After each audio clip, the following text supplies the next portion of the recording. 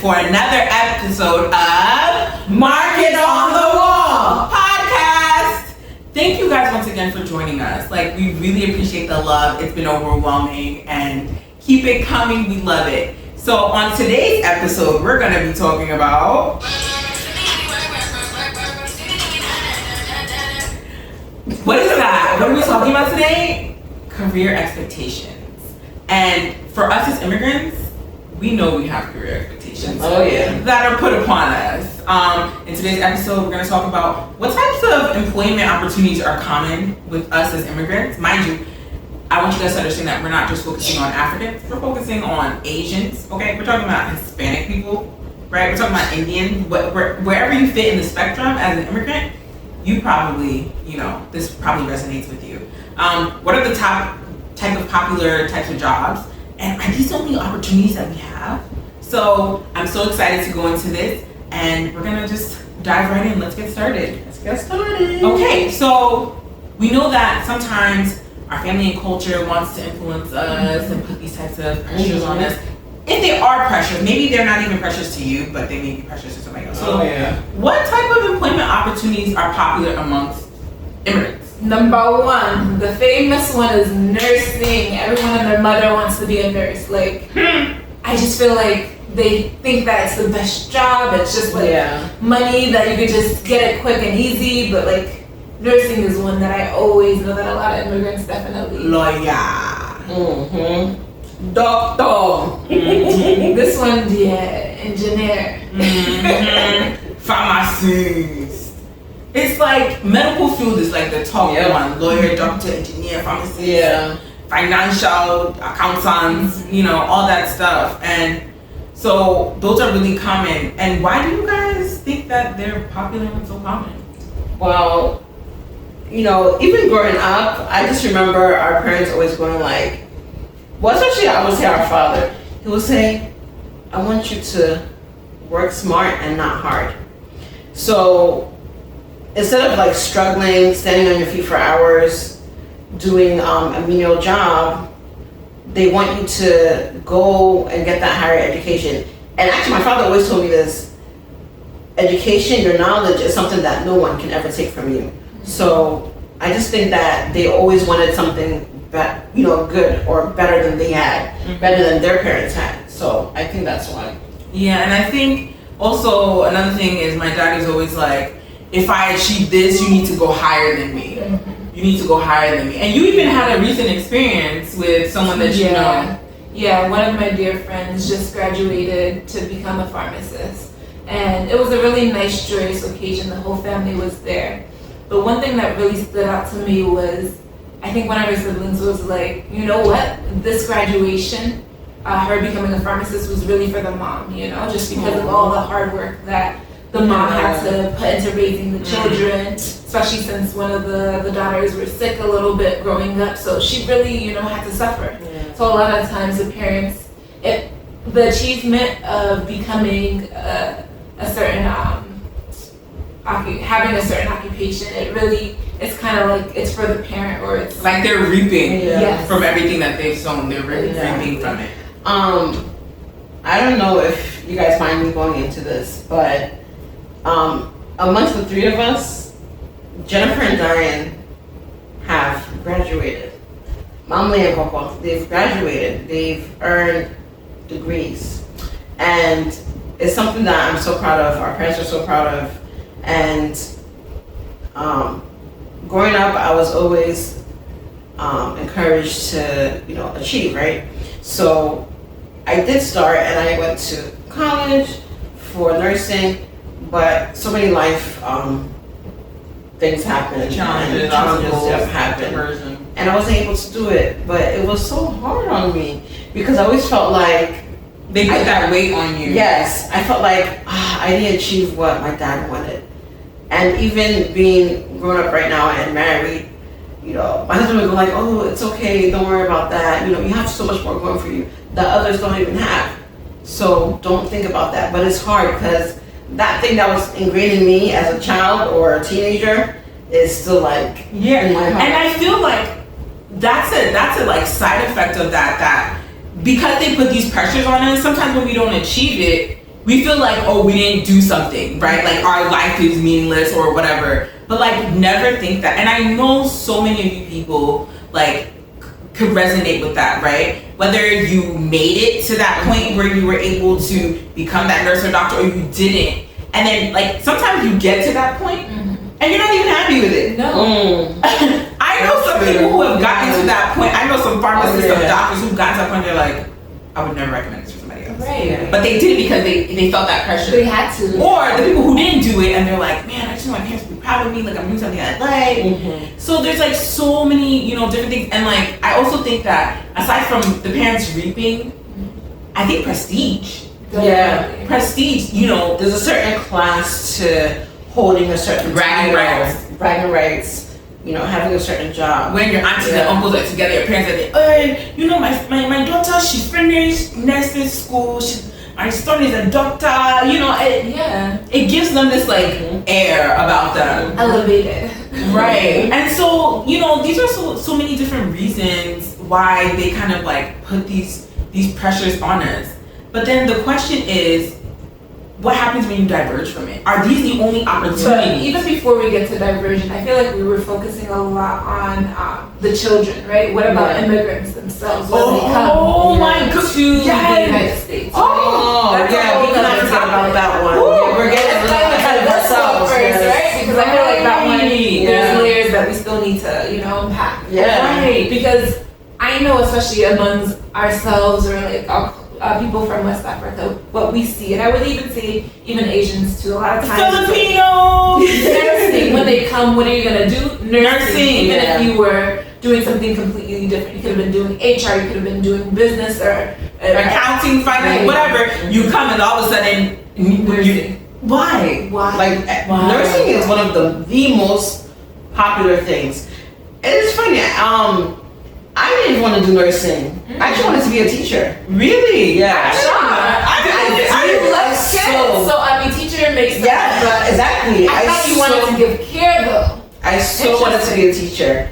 But a very good friend of ours, you know her, I don't want to say her name, but her mother was a nurse, and I respected her mom so much, still do respect her. And she encouraged me to do nursing. Actually, even another friend's mom. We have a lot of nurses in our family, in our circle. We know a lot of nurses. So that's why I kind of went that route, actually. Yeah. And then like putting that, you're fresh in this country, right? You're making your life here. You got your green card, or you're becoming naturalized. Nursing, why? CNA, why? Like, why are we pushing these on people? First question you should always ask yourself is, will I actually enjoy this job? Right? Yes, money is important, but you gotta think about everything that goes on, right? The hours, or just all the treatment, or like what you're gonna face while you're doing the job, right? Because what are some of the untold things about nursing? The hours, right? And then also depending on like what facilities you're working, the patients, how nasty they may treat you, how your supervisors may treat you. You come home so tired and exhausted, and oh my god. And being like susceptible to being sick. You remember yourself too. You did CNA. Yeah, I sure did. I sure did. So and nursing team is one of those things. You do stand. You have to walk to your patients. Bedside nursing, bedside care. It's not easy on the body. You have to push medication, and if you're not careful, you may give the wrong thing. So it's a serious thing. The one benefit that I can say that I can understand a wee bit, but it would never push me to it, is the flexibility in like when you accumulate hours and you can go like for a month on vacation. Okay, I understand that. That's what I'm jealous about. Right, that's the one thing. But would it motivate me to be a nurse? No, absolutely not. Absolutely not. So we shouldn't push people when they come to just be like, oh, do nursing, do nursing. Why? Like if you had a degree, like we talked about this before, right? If you had a degree where you're from, right? Maybe you had a bachelor's. Why don't you try and get a what? Maybe a master's or something. I don't know, or even a certificate. Certification. Just to add on people don't know about it. Your continuing you education. You have to go back and get another degree. Get a certification. Project management, a certification like plumbing or something. Like do something technical, hands-on. There's so many different things. Like let's not narrow ourselves and put ourselves in these small boxes, okay? Because they're not gonna help us out. All right, now moving to the next part, right? Yeah, you can go inside. No, I got it. So what other opportunities are there, if people want to go against the grain, go against the norms? What other opportunities are there, ladies? Shout outs to all you guys, because I think we're pulling a lot of inspiration for people that we already know. Of You course. know, you can be a photographer, Yeah. right? A lot of entrepreneurship, right? Yeah. So whether you're good with makeup, be a makeup artist. So creatives, right? Being an artist, being a Exactly. photographer, being a content creator, being a singer, comedian. A hairdresser. Yes. And even along the lines of hairdressing, for those who are children, first geners, they can go to Votech and learn different skills such as hairdressing or becoming a Mechanic. Yep, electrician, or even what's it called? Drawing. What is it called? Coding. Yes, billing and coding. There's so many different opportunities. Right. Other than the ones we listed out, the main popular Right. ones, So it's okay if someone wants to go against the norm.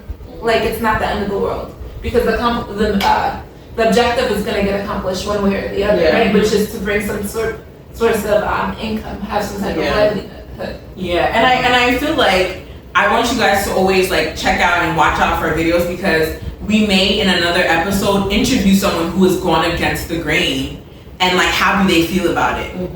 But let's talk about this. Let's get a little bit personal. Not too personal, but just a little bit personal. Have you gone against the grain?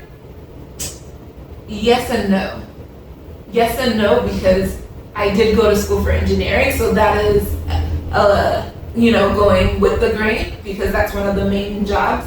But then I did deviate, just because what I was doing, I didn't really enjoy it within the company that I was at, so I wanted to just do something else that I thought I would enjoy. So right now I'm working within supply chain and I'm loving it, So that part is against the grain. A lot of people are like, what is supply chain, But it's a great field because it's so broad. There's so many opportunities, from transportation to working with product to working in manufacturing. There's so much, or even customer facing, So there's so many opportunities that a lot of immigrants don't know about. Right. But why not test the waters? So you're the consumer product good industry. Yep. Yeah.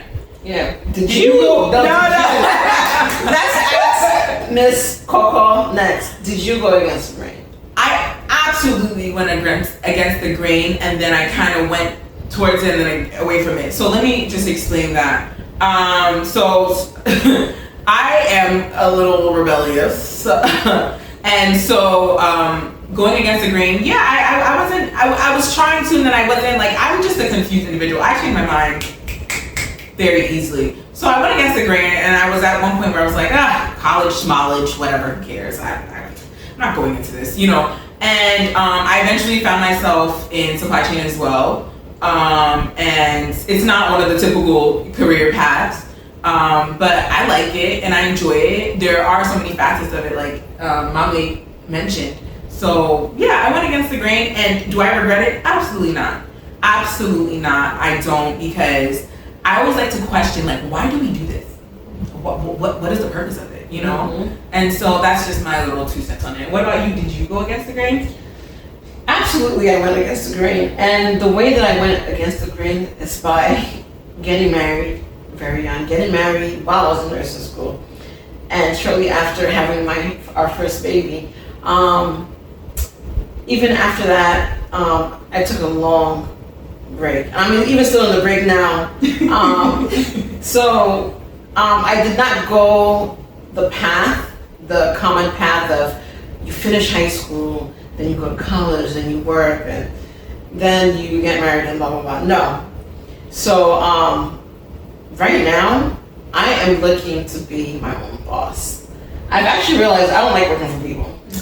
I absolutely do not like it. Yeah, I don't like it either. And I want to be my own boss. Right, and do you regret not going with the flow of things? I don't regret it, but like I had mentioned earlier, there's just this feeling of, I didn't do what my parent wanted, And I would say that's the only reason why I feel that way. Right. But besides that, no, because I'm so happy now. I'm happy at the position that I am at right now, and my youngest is a little toddler and she's getting older, and I'm like, now I know I can go into whatever entrepreneurship opportunities that are out there for me. Yeah. So, and honestly, the world needs more things than nurses, doctors, engineers. We need so many other things, right? Something breaks in your house. Who are you calling? You calling a nurse? You calling a doctor, an engineer, an accountant? Nope.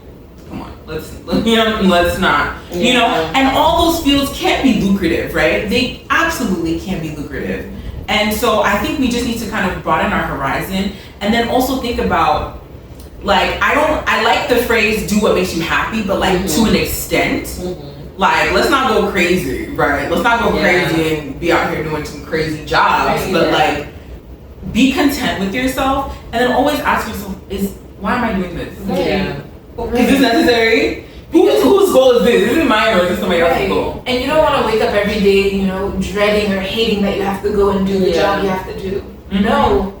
At least get up knowing, okay, I have another day to do X, Y, and Z, and actually, you know, have a pep in your step, or, you know, want to do it and not feel like you have to, you know. So there's nothing wrong with liking what you do. Yeah.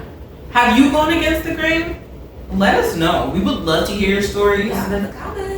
Yes, so just let us know. What else do we want to talk about? Did we cover everything on this topic? I actually have a little 2 cents that I want to put in. Yeah. So I've noticed that when someone has been pushed or influenced or like really convinced to do a certain job that maybe they never wanted to do, I noticed that they don't put their best effort forward in that job. And, you know, they wake up going to work dreading their job, and then they're just living somebody else's. Exactly. They go to work being nasty. You know, sometimes you wonder why can someone just be this way at their job, you know? Right, like you see people and you're like, man, this nurse is rude. Oh, this person is horrible at their job. This lawyer sucks. You know, is that really what they wanted to do? Probably not. Right, because if you enjoyed something, I mean, obviously we can have one-off days where you're not feeling it and you're, you know, having an off day. But like, if you literally come in almost every day nasty or with a funky attitude, maybe that wasn't what you wanted to do. And just as you both alluded to, like, people who have gotten these specific jobs and degrees, some of them have gone like, I'm putting my doctor's coat down, I'm putting whatever down, and I'm just gonna go do what I want to do. At the end of like leaving it. Yeah. Should that be frowned upon? Let us know in the comments. Have you done that? Have gone against the grain? Like you started and then you deviated. It's not for me. Right. Yeah. So I love this topic. I feel like it was very informative. Yeah. We can obviously go deeper. Maybe you guys' comments can inspire us to maybe branch off of this and do maybe like a part 2. We would love to. Like, we are open and ready to cater to you guys and make it entertaining as well, you know? So thank you for joining us on another episode of My Kids on the Wall podcast. So thank you, and tune in again for another episode where we will discuss another tantalizing, juicy topic that relates to us first geners, right? All right. Don't see you forget to later. give it a thumbs up too. Thumbs up. And subscribe. Subscribe. And like it. Oh, well, like is the thumbs up, right? Right. You know what it is.